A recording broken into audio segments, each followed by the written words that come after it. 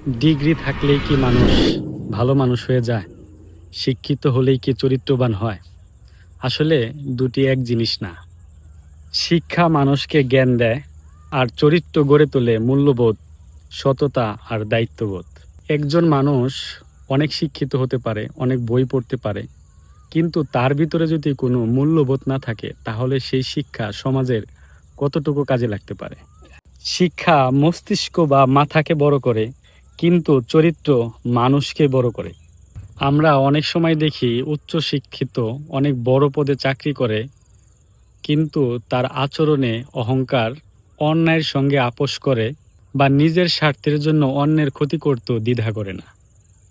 আবার এমন মানুষও দেখি যাদের বড় বড় ডিগ্রি নেই, উচ্চ শিক্ষিত নয়, কিন্তু তাদের আচরণ অত্যন্ত চমৎকার, সুযোগ পেলে মানুষের উপকার করে, অসাধারণ আর সততার মাধ্যমে মানুষের মন জয়। তখন বুঝতে পারি শিক্ষা মানুষকে যোগ্য বানাতে পারে, কিন্তু চরিত্র মানুষকে সম্মানিত করে।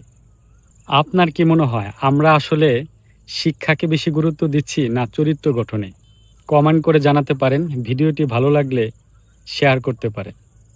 দেখা হচ্ছে অন্য কোনো ভিডিওতে। সে পর্যন্ত আল্লাহ হাফেজ।